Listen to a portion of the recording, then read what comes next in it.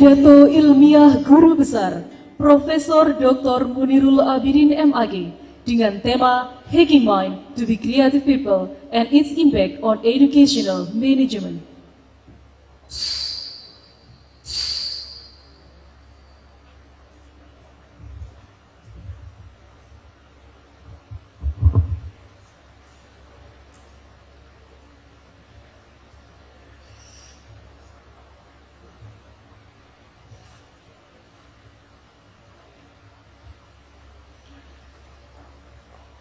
Bismillahirrahmanirrahim. Assalamualaikum warahmatullahi wabarakatuh. Alhamdulillahi rabbil alamin. Wassalatu wassalamu ala ashrafil anbiya'i wal mursalin wa ala alihi wa ashabihi ajma'in, amma ba'd. Honorable Director of Uin Maulana Malik Ibrahim Malang, Honorable the Chief of Senate of Uin Maulana Malik Ibrahim Malang, Honorable the members of Senate, official, lecturers, and administrative staff, and also all guests, ladies and gentlemen. First of all, let's thank to Allah who have given us a mercy and blessing till we can meet together in this place with full of healthy and happiness. Salawat and salam to our Prophet Muhammad sallallahu alaihi wasallam, who have brought us from the darkness to the lightness. The third, I want to say sorry to you all if in this good opportunity I talk in English. I have two reasons why I have to talk in English in this time. The first, if you remember, about 5 to 7 years ago, our university has declared itself as an international university, our world-class university. Second, in line with the program of our new rector university, Professor Dr. Muhammad Zainuddin, that his main program during his period is to bring this university to be international university, or at least as a recognized international university. So by this reason, I recall that speaking in international language in such this kind of very important agenda, I think is not only allowed, but it's kind of a must. And I just now have talked with the rector that I want to present in English language, and he say appreciate, that's very good, and we hope that in the next another professor that you want to present his speech, it can be in English or in Arabic. He say like that. So that by this reason, I drive myself to be brief, to talk in front of you all in this time in English language, or maybe I will mix a little bit with Arabic and Indonesian language. All my brothers, ladies and gentlemen, in this good opportunity, I would like to talk in front of you all under the title, How to Hack Our Mind to Be Creative People and its Impact on Educational Management. Talking about the creativity in this time is, I think, very relevant, because that according to many research say that creativity is one important aspect, important factor that support human success in this life. Nevertheless, that human attention, especially Indonesian people attention toward the creativity is very low. According to the research also, the number of creative people in Indonesia is not more only 2%. It means that 98% of Indonesian people are uncreative. I don't know where we are. We are in the 2% or in 98%. You can answer yourself. And if we compare it with the developed country, like for example America, Japan, European country, the number of their creativity of creative people more than 10 to 20%. For example, America, they have more than 20% their people in creative people. So that, by this reason, talking about the creativity in Indonesian country especially is a very important thing that we have to do it, especially in education. So, the question is why people didn't success in this life? Because we have known that the creativity really already inherent in ourselves during our birth. But why a lot of people didn't success in this life? Because the nature of human being really is not to success, but the nature is only to survive. So that we can find a lot of people, they can survive although they have a lot of problem in their life, although they're not success. Jadi orang Indonesia itu bisa bertahan, tetapi mereka tidak bisa sukses. Karena itu banyak orang yang mereka itu dengan sulit hidup, tapi tetap bisa menjadi orang bertahan, but they cannot success in their life. So that the creativity must be improved from ourselves. Talking about their creativity, I want to start by telling you the story about three persons who were stuck in the dark and locked room. Please show me the picture, because there's a picture here. The three person, because this is the person in the dark room, so we can see only the eyes and also his teeth. Ya. Jadi 3 orang di dalam ruangan yang gelap dan terkunci. So, what happened with them? Of course, they are very scary, and they have to look for a way to go out from that room. They have to look for the alternative to go out from that room. So, the first people he said that it is impossible for us to go out from this room because the room is locked from outside, and what we do is only waiting another people from outside this room to help us. If there is nobody open the door from outside, we have to receive our destiny to be die in this room. That is the first person. And the second man, he said, no, I don't agree with you. It must be a lot of ways, a lot of alternatives to go from this room, to go out from this room. And then he browsed a lot of ways, a lot of thinking ideas to go out from there. But at the end of the day, he said that, but I can't do it all. So it's up to you, he said.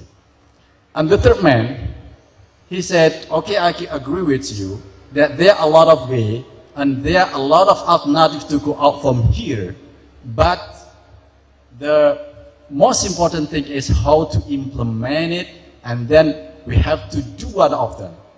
And then he chose the most possible way to go out from there by looking for the crack.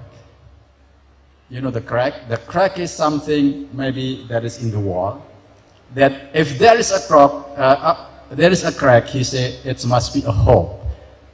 And then he began to dig that crack in the wall till that crack become a small hole could through outside the room. And then the light come in and then become, and the room become light. And after that, he said to his friend, okay, now our room already become light, and let's together, we do together to make a big hole, and then after that, one of us maybe can go out from this room and then open the door from outside. And they did. And after that, they can go out together safely from that room. The question is, what can we learn from this story? all right, my brothers, ladies and gentlemen, if we see about how they browse their ideas in looking for resolving the problem, so we can conclude that there are three types of people when facing the problem in their lives. The first, I call it the fatalist person. Fatalist person is who see everything negatively, and they're pessimistic in facing a lot of things in their life. They said when they have the problem, they always said it's no way, we can't do it. There are a lot of things, I'm sorry, and so on. That is, we call it the pessimistic person or fatalist person. And the second, we call it the philosopher. You know, I was there. The philosopher is who, when they face the problem, they always talk more. They have a lot of thinking, they have a lot of ideas, but they don't do anything. Or we call it that they always talk more but no action. Ngomong doang tapi nggak ada aksi. That is what we call it in the second person. And the third, I call it the scientist. The scientist here is a person, it is the third man. He understands the problem, browsing the ideas, and implement it in their life. And also, he always look for the solution and implement it in their life. If I ask you about that all, who is the better? Of course, we will say that the third is the better. But we can include that the second and the third man, they are the creative people. So the question here, what is the creativity, or what the creativity is then? Of course, if you read my article, there are a lot of definition about the creativity that you can read it, maybe about 20 to 25 definition about the creativity. But what is the point? Because it's hard to understand that. So according to my understanding about the creativity, and I conclude that the creativity is the ability to understand the problem, to find solution, and to implement them into new ideas that are useful for solving existing problem. That is the meaning of creativity. And also about the characteristic of the creativity, I think you can read in my article, there are a lot of characteristics. And I think you can read it by yourself. One of them maybe there, for example, here have critical thinking, and also he always looking for to resolve the problem and so on. You can read it because there are a lot of characteristics on it. But because we have a limited time, I want to jump up to the most important thing that I want to talk in this time is about how to hack our mind to be creative people. That is important, I think, because not every one of us able to hack his mind, to hack himself to be creative people. It must be learned, it must be developed. So I have 5 steps here that we can do to hack our mind to be creative people. The first is dreaming. What's the meaning of dreaming? Dreaming is to dream, bermimpi. You have to make yourself have a dream as big as possible. Dreaming is like a light in your life that will guide you to somewhere that you want to go. Some people said that the poorest people is who don't have any dream. Orang yang paling miskin itu adalah orang yang tidak punya mimpi. The poorest people is people or someone who don't have the dream. Why? Because dreaming is free.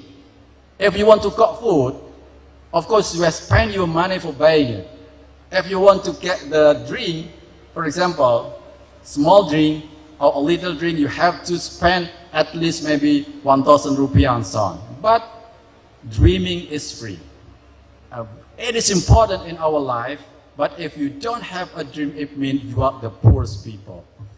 So that when I was in my Islamic university last time, my kiai, my teacher, always said a lot of time to us, hang your dream as high as sky, but don't forget that your foot on the earth.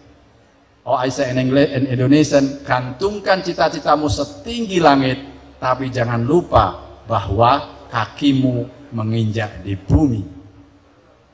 What's it mean? It means that we have to hang our dream as high as possible, but don't forget we are in the earth. So we have to know ourselves. So we have to go to the second step, is knowing. What is mean of knowing here? Knowing here is to know about ourselves, to brush our potential, to know our upside, kelebihan-kelebihan kita, to know what is the potential of ourselves. Maybe it's related with your hobbies, maybe it's related with your talents, maybe it's related with your job, on, and so on. A lot of things that make you brush yourself as your upside. So after that, you have to go to the second thing by choosing. Choosing, I mean you have to choose what is the most important one that you can improve it into your life. You can do it into your life. Jadi kalau Anda punya 10 kelebihan, pilihlah salah satu di antaranya mana yang paling mungkin untuk dikembangkan, yang paling Anda sukai. Related with your hobbies, related with your job and so on. And then you have to focusing on that thing. Focusing is very important. For example, if you have 5 things, you do it together, I believe you cannot be success. So focusing is very important. If you don't focus it on what thing that you want to improve, I believe you will not success. Kalau kita mengerjakan 5 hal secara bersama-sama tanpa fokus pada satu hal, I believe that you will not success in your life. It's just like me. Maybe about 5 to 10 years ago, maybe I don't focus in writing something or in doing such this professorship because I don't focus it. But when I retire from everything and I focus to write down the article, to publish in the journal and so on, only in 1 year, alhamdulillah, I focusing on and I get the professorship today. All right, my brothers, ladies and gentlemen, if you applause, it means you all understand my speaking. Alhamdulillah. And the third thing is the implementation. Implementation, it means there are 3 steps to implement the idea to hack our mind to be creative people. The first is imitating. Imitating is sometimes if you want to do something, we like to do something, but we don't know how to do. So the first step, the very easy step is by imitating. Imitating is mean just following others how do that. Following experts how they do that. So by imitating, you don't ask anything but you just follow what people say about that. What people do. For example, the expert do it in 5 steps, you have to follow their action in 5 steps without asking. And if you're able to do that in 5 steps and you exactly can produce like what they do, it means you have success to imitate something like the expert. And if you have done it, so you have to go to the second step, what I call here is innovating. Innovating, I mean here is changing a part of it that it's make look different with others. For example, if you want to become a designer, you're able to make completely the perfect. But in innovating, you can, for example, change it. For example, in its leaf, in its pattern, or another part that maybe it's look small different in it. If you're able to innovate, so you have to go to the third step, what I call say here is creating. Creating, it means you have to make something different, something purely 100% yours. You have to browse your idea how to design, how to pursue, from the methodology, from the material. You have to do it different. That's only 100% pure yours. If you can go to the third step, creating, it means you have been someone, you have been expert. If we compare it with education in our university, for example, imitating is just like a bachelor degree. Ini seperti S1. Bachelor degree is just to imitate. They have to learn more about the theories and implement it without asking why it's like this or why it's like that. Just implement it.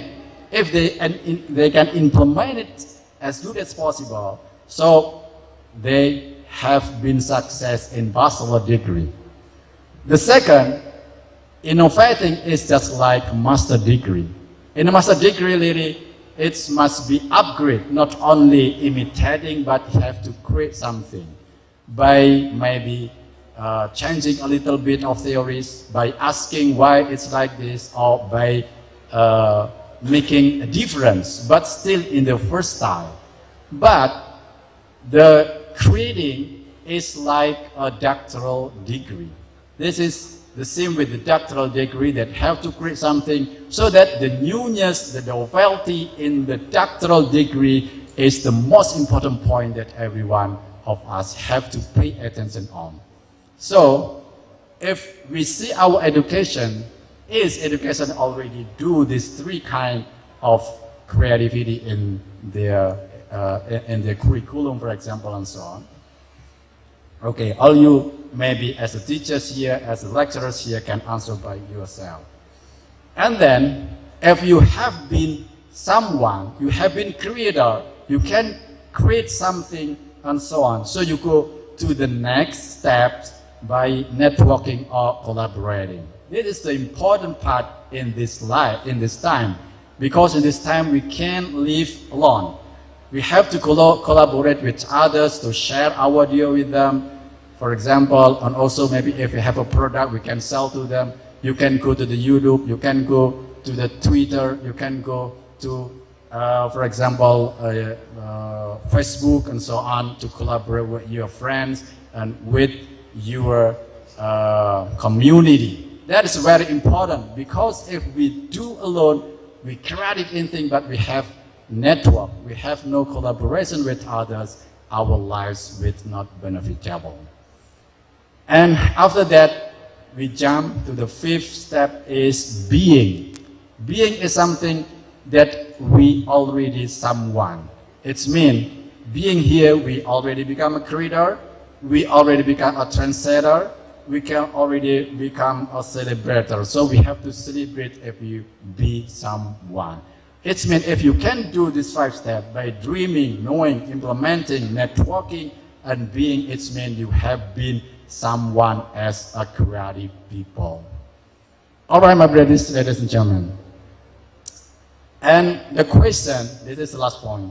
What should the institution do to improve the creativity in institutional education? This is because we have short time, so I just want to read it. The first is selecting the right people according to the expertise. This is very important. Sometimes in some university or in some institution, they choose someone in the places not according to the expertise, but maybe it's with their family, with their organization, with their nepotism and so on. So really that is harm the creativity in that institution. But I believe that in this university it's not like that. This university is so good and I appreciate it. And the second, preparing a budget for increasing creativity. It's mean if the institution want to upgrade the creativity in his institution, have to make special budget for that. Like in this university, I ever received the data that in 2021, the number of publication in this university is decreased from 180 in 2020, and this time it decreased only 70. That article that published in Scopus Journal. And I asked another friends, why it's B? The problem is budget. Because in 2021, the budget for publication in this university is down, and also the credibility is down. That is an example. And the third is defining job expectation in terms of broad core duties, and the fourth, allowing discretion in instructing work activities, and the fifth, periodically review work progress. That is the 5 things what university or education institution has to do to improve the credibility in his life. And conclusion, I want to conclude it in Indonesian language, only a short time, sorry. Apa yang saya sampaikan tadi itu, intinya adalah bagaimana kita meningkatkan kreativitas dalam diri kita masing-masing. Maka ada 5 langkah yang harus kita lakukan. Yang pertama, kita harus memiliki mimpi yang tinggi, setinggi-tingginya, sebesar-besarnya. Setelah kita mimpi, kita harus tahu potensi apa yang kita miliki, kita browsing, setelah itu kita pilih yang paling potensial untuk kita kembangkan. Setelah itu fokus pada hal itu secara mendalam. Setelah kita fokus dan mendalami hal itu, maka kemudian kita implementasikan. Kalau kita sulit untuk melaksanakan, maka langkah pertama adalah melakukan imitasi. Imitasi itu adalah kita mencontoh seperti orang yang sudah expert di bidang itu, sampai kita bisa persis seperti itu. Setelah kita mengimitasi, kita melakukan inovasi, yaitu sedikit melakukan perubahan pada hal-hal yang sudah kita lakukan pertama. Kalau itu sudah kita lalui, maka kita menginjak kepada yang ketiga, yaitu creating atau menciptakan sesuatu. Jika kita sudah mampu menciptakan hal itu, maka kita akan kembali kepada langkah yang keempat, yaitu kita harus berkolaborasi dengan orang lain, membangun kerjasama melalui Facebook, melalui Twitter, melalui mass media yang lain, agar apa yang kita gagas, apa yang kita produk itu bisa kita share kepada orang lain, bisa kita pasarkan, kita diskusikan, dan lain sebagainya. Jika seperti itu, kita sudah melakukan semuanya, maka berarti kita sudah masuk kepada tahap yang kelima. We have been a someone. Kita sudah menjadi seseorang yang kreatif. Saya kira itu yang dapat kami sampaikan pada kesempatan kali ini.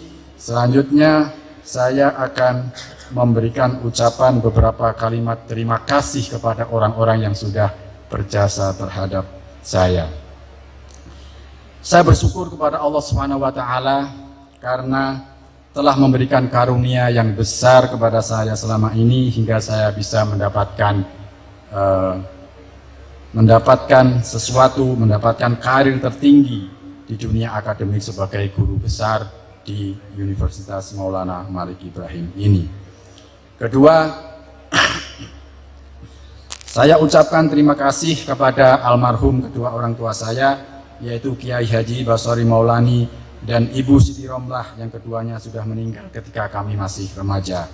Dan saya berharap arwah keduanya diterima oleh Allah Subhanahu wa Ta'ala, dan apa yang mereka lakukan diganjar oleh Allah sebagai amal yang baik di sisinya. Ketiga, secara khusus saya ucapkan terima kasih kepada istri saya tercinta, yaitu Devi Sugiono, yang sudah menemani, menyemangati saya siang dan malam selama saya menjalankan tugas-tugas saya ini. Siang makan nasi, malam minum susu, itu kata Pak Asnawi. Dan juga saya ucapkan terima kasih kepada anak-anak saya yang hadir pada kesempatan kali ini, yaitu yang pertama Meiza Vela Valenisha, Alika Dafiq Abidin, Rau'a Kutaiba Abidin, Ruzain Muhammad Abidin, dan mungkin Abidin yang lain.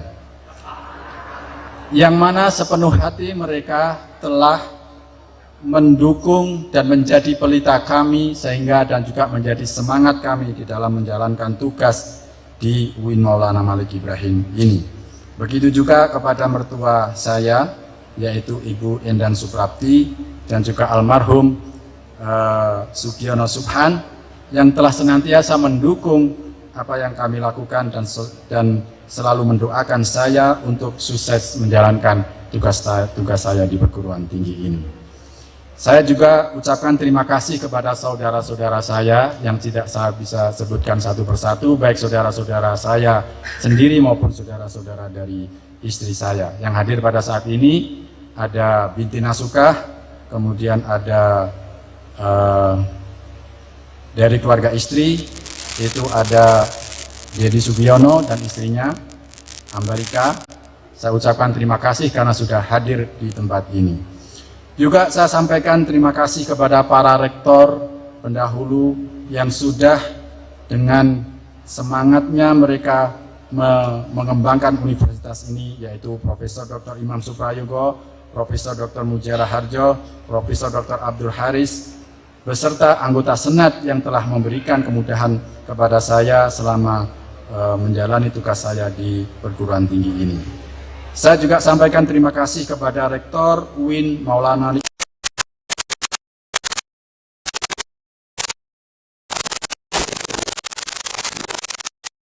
Dr. Haji Muhtadi Ridwan, Sekretaris dan seluruh anggota Senat, para kabiru dan para pegawai administrasi kampus yang telah dengan sepenuh hati membantu saya dalam proses pendaftaran sampai guru besar mulai dari awal hingga akhir.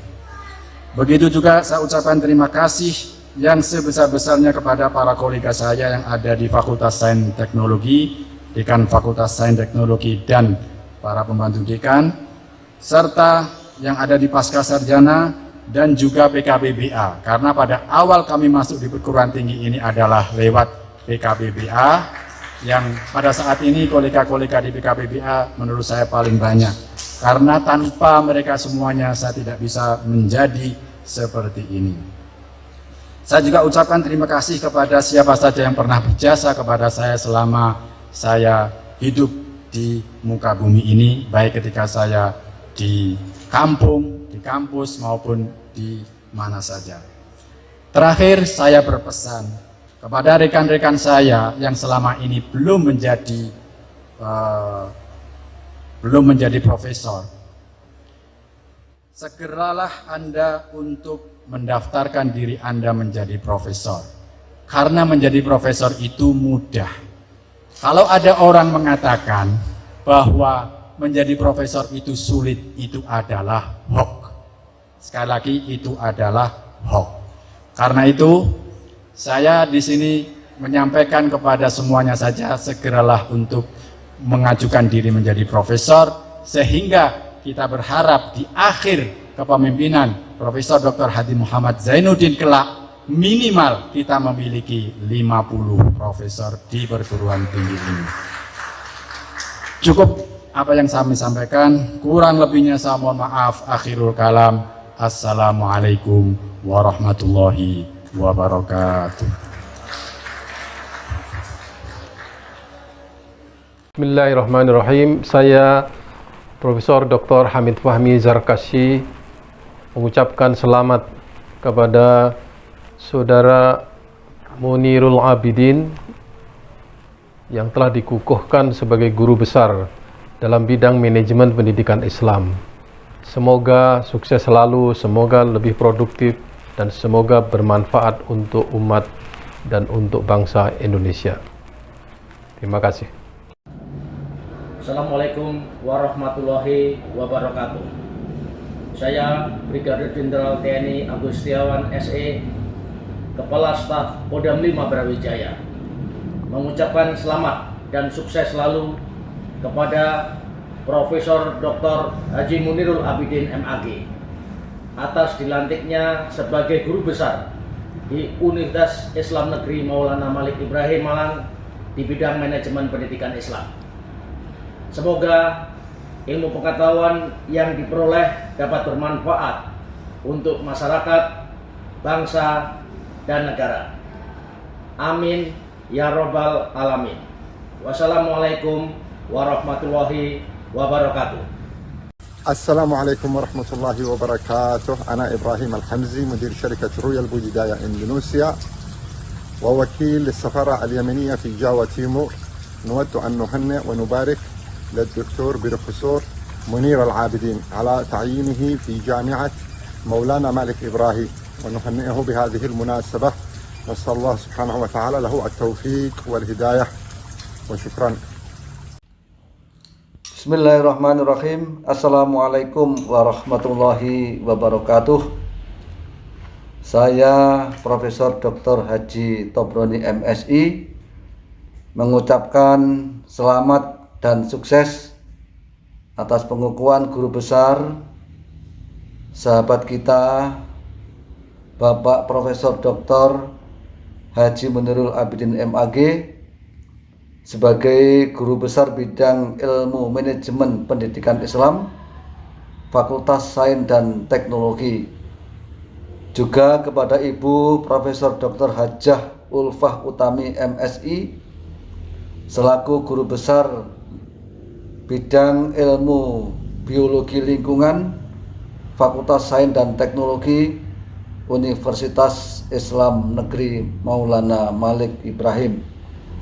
Semoga dengan pengukuhan guru besar ini semakin bermanfaat ilmunya, semakin barokah, dan semakin sukses di dalam memajukan umat dan bangsa. Demikian, terima kasih. Assalamualaikum warahmatullahi wabarakatuh. Assalamualaikum warahmatullahi wabarakatuh. Saya Letnan Kolonel Armet Dodot Sugeng Haryadi, Komandan Resimen Armet 1 Setirayuda 1 Kostrat. Kami atas nama keluarga besar Resimen mengucapkan selamat kepada Profesor Dr. Haji Munirul Abidin M.Ag atas dilantiknya sebagai guru besar Universitas Islam Negeri Maulana Ibrahim Malang bidang manajemen pendidikan Islam. Semoga sehat, sukses selalu, dan selalu mendapat ridha Allah Subhanahu wa taala. Terima kasih. Wassalamualaikum warahmatullahi wabarakatuh. Cakra. Warahmatullahi wabarakatuh. Salam sejahtera bagi kita bersama.